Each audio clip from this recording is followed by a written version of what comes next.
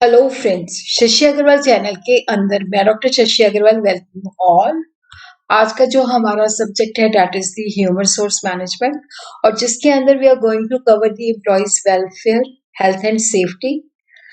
Health के ऊपर video डल चुकी है, उसका link I will be sharing the description. वैसे वो इसके आई बटन के अंदर भी होगी, तो आप लोग वहां से उसको चेक कर सकते हैं। अगर आपको मेरा ये एफर्ट सही लगता है तो डू लाइक माय वीडियो, इसको शेयर कीजिए, कमेंट कीजिए, लाइक कीजिए और मेरे चैनल शशि अग्रवाल को सब्सक्राइब कीजिए।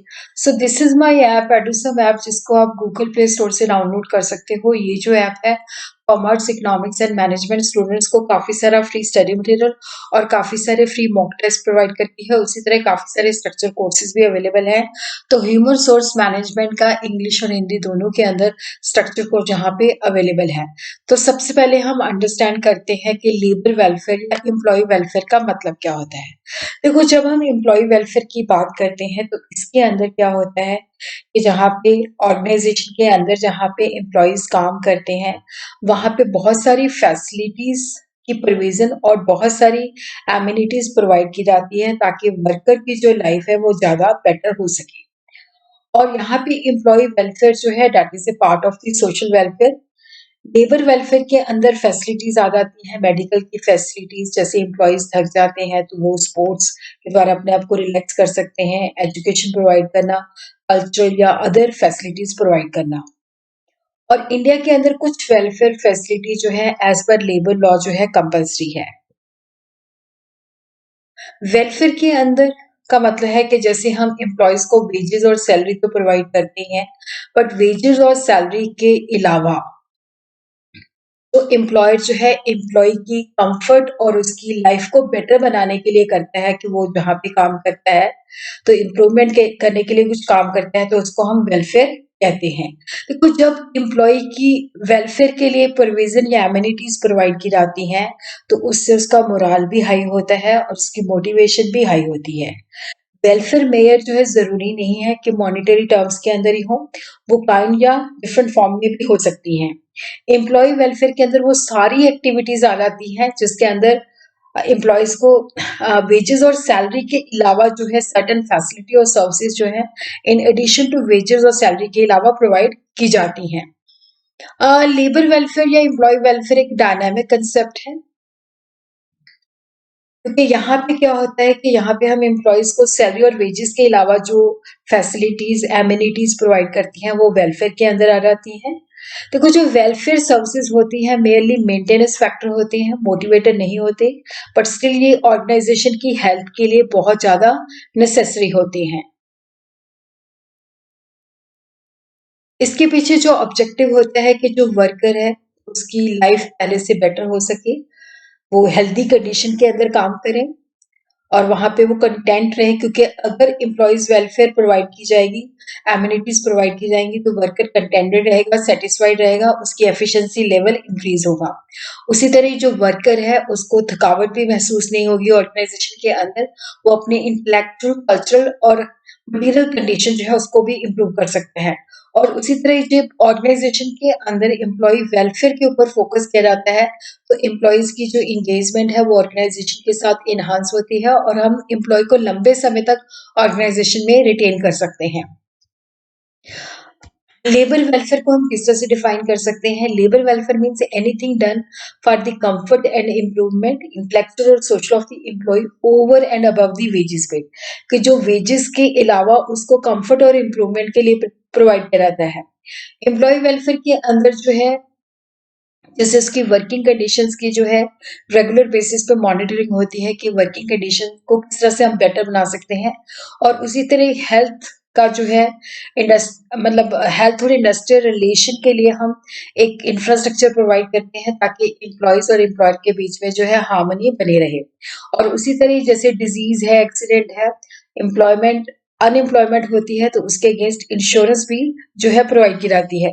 तो that is the creation of industrial harmony through infrastructure for health, industrial relation and insurance against disease, accident, ताकि उसको कोई डिजीज ना लगे, एक्सीडेंट मतलब हो तो उसके अंदर भी उसकी प्रॉपर केयर हो।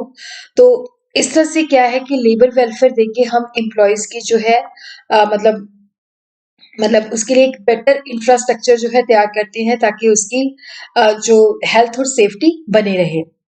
तो इसको हम इस तरह से डिफाइन कर सकते हैं, इंटरनेशनल लेबर ऑर्गेनाइजेशन पब्लिकेशन के मुताबिक workers welfare should be understood as meaning with service, facility and amenities, के जो फैसिलिटी और एमिनिटीज प्रोवाइड की जाती हैं, जो ऑर्गेनाइजेशन के अंदर एस्टेब्लिश की जाती हैं, प्रोवाइड की जाती हैं, तो जो व्यक्ति वहां पे काम करते हैं वो हेल्दी और पीसफुल एनवायरनमेंट के अंदर जो है अपना काम परफॉर्म करें। जब वो इन फैसिलिटीज को अवेल करते हैं तो उसकी हेल्थ भी इम्प्रूव होती है और हाई मोराल भी जो है होता है। Worker welfare should be understood as meaning with providing of the service, facility and amenity which may be established in or in the vicinity of undertaking to enable the person employed in them to perform their work in healthy and peaceful surrounding and to avail of the facility which improve their health and bring high morale. So these are the features of the welfare measures. देखो welfare measure के अंदर जो है बहुत सारी facilities आ जाती है, बहुत सारी सर्विसेज, बहुत सारी एम्यूनिटीज जो एम्प्लॉयज को प्रोवाइड की जाती है ताकि उसकी हेल्थ जो है पहले से इम्प्रूव हो, उसका एफिशिएंसी प्रोडक्टिविटी लेवल इनहांस हो और उसकी इकोनॉमिक बेटरमेंट हो, उसका सोशल स्टेटस भी अप हो। और ये जो वेलफेयर की फैसिलिटी होती है ये रेगुलर वेजेस और अदर इकोनॉमिक बेनिफिट के अलावा होती है। और यहाँ पे जो जो समय के मुताबिक, इन्वायरमेंट के मुताबिक लगता है कि ये वेलफेयर स्कीम्स होनी चाहिए तो उसके मुताबिक प्रोवाइड की जाती है। ये फ्लेक्सिबल होती है, एवर चेंजिंग होती है according to the situation, environment and requirement. Welfare measure जो है एम्प्लॉयर, गवर्नमेंट या सोशल या चैरिटेबल एजेंसी या एम्प्लॉइज भी जो है इंट्रोड्यूस करवा सकते हैं। लेबर वेलफेयर का मतलब होता है कि जो वर्कर है उसको फैसिलिटी प्रोवाइड करना ताकि उसकी जो है ओवरऑल पर्सनैलिटी डेवलप हो सके। What is the boundary of the employee welfare? तो कमेटी और लेबर वेलफेयर का ये मानना है कि जो वेलफेयर सर्विस है इसके अंदर ऐसी सर्विसेज, फैसिलिटीज और एमिनेट आ जाती है जैसे एम्प्लॉय जब काम करता है तो उसके लिए सफिशिएंट कैंटीन होनी चाहिए, रेस्ट के लिए रूम्स होने चाहिए, रिक्रिएशन के लिए फैसिलिटी होनी चाहिए और सैनिटरी एंड मेडिकल फैसिलिटीज होनी चाहिए। वो जब ऑफिस से घर आता है और घर से ऑफिस जाता है तो उसके लिए ट्रैवल की फैसिलिटी होनी चाहिए और इसी तरह जब वो रिटायर होता है तो उसके लिए सोशल सिक्योरिटी मेयर्स होने चाहिए। तो लेबर वेलफेयर के अंदर स्टैट्यूटरी और नॉन स्टैट्यूटरी एक्टिविटी दोनों आ जाती है। 3 एजेंसीज होती हैं जो वेलफेयर प्रोवाइड करती है, एम्प्लॉयर्स है, ट्रेड यूनियन है, गवर्नमेंट है। स्टैट्यूटरी स्कीम्स वो स्कीम्स होती हैं जो कि कंपल्सरी होती है, जो कि वेरियस लॉ जो है ऑर्गेनाइजेशन को गवर्न करते हैं, तो जिसके बेसिस पे वो उनको प्रोवाइड करनी पड़ती है। जैसे इंडस्ट्रियल एक्ट, फैक्ट्री एक्ट 1948 है, डॉक वर्कर्स एक्ट है, safety, health and welfare 1986 mines act है। बहुत सारे एक्ट्स होते हैं जिनके तहत जो भी वेलफेयर की स्कीम्स होती हैं वो उन्हीं लॉज के मुताबिक इनको प्रोवाइड करनी पड़ती है। नॉन स्टैट्यूटरी जो होती हैं वो ऑर्गेनाइजेशन के ऊपर डिपेंड करती हैं, वो ऑर्गेनाइजेशन टू ऑर्गेनाइजेशन और इंडस्ट्री टू इंडस्ट्री डिपेंड करती हैं। तो सबसे पहले हम देखते हैं स्टैट्यूटरी वेलफेयर स्कीम्स, जैसे ड्रिंकिंग वाटर। देखो जितनी ऑर्गेनाइजेशन के अंदर जो है पानी की जो है प्रोविजन होनी चाहिए, लोगों को सेफ, हाइजेनिक जो है पीने वाला पानी अवेलेबल होना चाहिए और पानी की जो फैसिलिटी है जहाँ पे एम्प्लॉयज काम कर रहे हैं वहां पे ये इजिली अवेलेबल होना चाहिए। और उसी तरह हर एक ऑर्गेनाइजेशन के अंदर जहाँ पे स्पेशली फैक्ट्रीज के वर्कर के लिए सिटिंग अरेंजमेंट होनी चाहिए और उनको लॉकर भी सम काइंड ऑफ प्रोवाइड करने चाहिए जहाँ पे वो अपनी चीजें जो है रख सकते हैं। उसी तरह ऑर्गेनाइजेशन के अंदर फर्स्ट एड अप्लायंस होना चाहिए कि जब किसी के साथ कोई माइनर एक्सीडेंट होता है या एक्सीडेंट होता है तो जब हम इनिशियली मेडिकेशन देते हैं तो वो फर्स्ट एड अप्लायंस जो है अवेलेबल होना चाहिए ताकि फर्स्ट एड जो है वो दी जा सके। और प्रॉपर जो है वॉशरूम्स और बाथरूम्स होने चाहिए ऑफिस और फैक्ट्री प्रेमिसेस के अंदर। कैंटीन की फैसिलिटी होनी चाहिए जो कि हाइजीनिक और न्यूट्रिशियस फूड जो है एम्प्लॉयज को प्रोवाइड कर सके और फूड जो है सब्सिडाइज रेट्स पे, कम रेट्स पे उसको प्रोवाइड किया जाना चाहिए। उसी तरह स्पूटन्स जिसको हम कहते हैं थूकदार, हर एक वर्क प्लेस पे चाहे वो वेयर हाउस है, चाहे वो स्टोर प्लेसेस है, चाहे वो डॉक एरियाज है, चाहे वो ऑफिस एरियाज हैं, स्पूटन्स होने चाहिए और हाइजीनिक कंडीशंस के अंदर जो है होनी चाहिए, प्रॉपर उनकी साफ सफाई होनी चाहिए। उसी तरह प्रॉपर और सफिशिएंट लाइट होनी चाहिए ताकि वो अपनी काम जो है अच्छी तरीके से कर सकें नाइट के दौरान। और उसी तरह एडिक्वेट वॉशिंग प्लेसेस होनी चाहिए, जैसे बाथरूम, वॉश बेसिन टैप के साथ जो है प्रोवाइड होना चाहिए। चेंजिंग रूम की फैसिलिटीज होनी चाहिए ताकि वो फैक्ट्री एरिया के अंदर या ऑफिस प्रेमिसेस के अंदर जो है अपने क्लोथ्स चेंज कर सके। लॉकर की फैसिलिटी भी होनी चाहिए। एडिक्वेट जो है रेस्ट रूम्स होने चाहिए और वहां पे प्रॉपर पानी की supply, wash basin, toilet and bathrooms की फैसिलिटी भी होनी चाहिए। अब हम देखते हैं नॉन स्टैट्यूटरी वेलफेयर स्कीम्स। जैसे कुछ ऑर्गेनाइजेशन, ये ऑर्गेनाइजेशन के ऊपर डिपेंड करता है, ये कंपल्सरी नहीं होता। जैसे कुछ ऑर्गेनाइजेशन जो है एम्प्लॉयज का रेगुलर मेडिकल चेकअप करवाती रहती है ताकि एम्प्लॉय की हेल्थ सेफ रहे।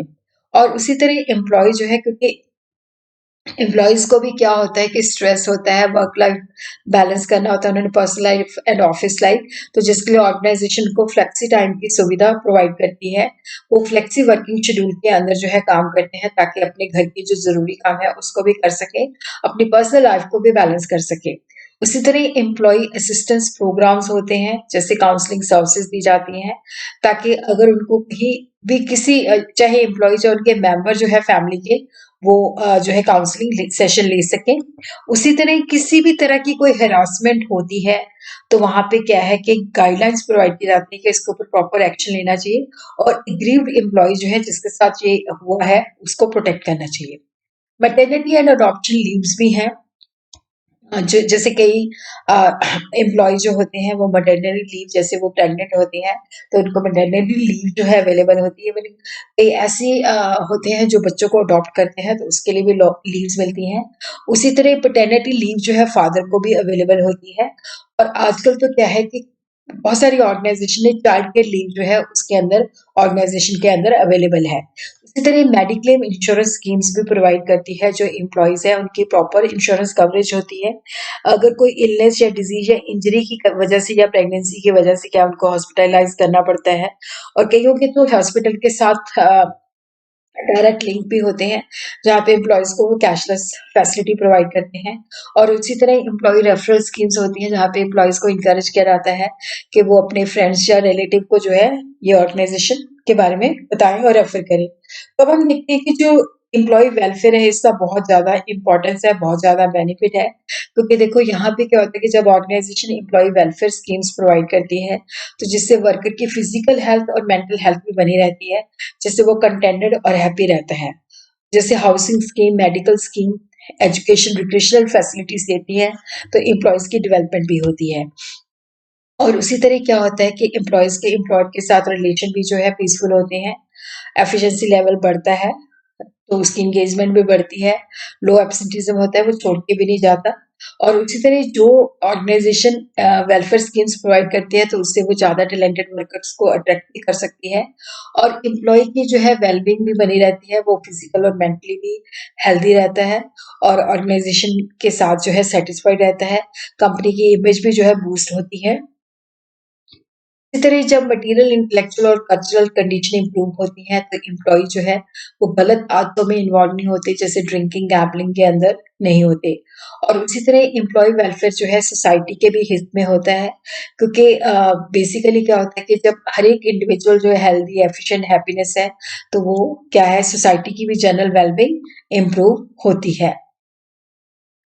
तो लेबर वेलफेयर कौन प्रोवाइड करता है? सेंट्रल गवर्नमेंट जो है उसने बहुत सारे लॉज जो है पास किए हैं और वो देखती है कि ये जो इंडस्ट्रियल और लेबर लॉ है ये अच्छी तरह से एडमिनिस्टर होने चाहिए।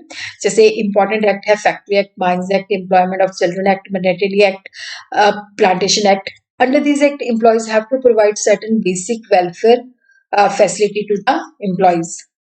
स्टेट गवर्नमेंट जो है इम्प्लीमेंटेशन जो है वो स्टेट गवर्नमेंट के साथ होता है, तो जिसके अंदर ये health centre, education centre run करती हैं। एम्प्लॉयर के ऊपर भी मतलब चेक रखती हैं कि वो स्कीम्स प्रोवाइड करता है और सर्टन रूल जो है वेलफेयर ऑफ वर्कर्स और अथॉरिटी भी उसके लिए अपॉइंट कर सकता है। एम्प्लॉयर जो होते हैं कि जैसे स्टैट्यूटरी वेलफेयर फैसिलिटीज तो देनी है, साथ में वॉलंटरी वेलफेयर फैसिलिटीज भी वो प्रोवाइड कर सकते हैं, जिसके अंदर रेजिडेंशियल अकोमोडेशन आ जाती है, मेडिकल एंड ट्रांसपोर्ट फैसिलिटीज आ जाती है, रीडिंग रूम्स आ जाते हैं, scholarship to the children of employees. और उसी तरह जो वेलफेयर स्कीम है वो इंडिविजुअल और कलेक्टिव लेवल पे भी प्रोवाइड कर सकते हैं। ट्रेड यूनियन जो है ये भी एजेंसी जो है कि वर्कर के वेलफेयर के लिए काम करती है, स्पोर्ट्स और एजुकेशनल फैसिलिटीज प्रोवाइड कर सकती है। बॉम्बे के अंदर कुछ यूनियन ने स्पोर्ट्स और एजुकेशनल की फैसिलिटीज प्रोवाइड की है और टेक्सटाइल लेबर एसोसिएशन जो है काफी अच्छा काम कर रही है, बट इनका काम जो होता है इनसिग्निफिकेंट होता है ड्यू टू क्योंकि इनके पास फंड ज्यादा नहीं होते। इसी तरह चैरिटेबल ऑर्गेनाइजेशन भी जो है लेबर वेलफेयर स्कीम जो है प्रोवाइड कर सकती हैं।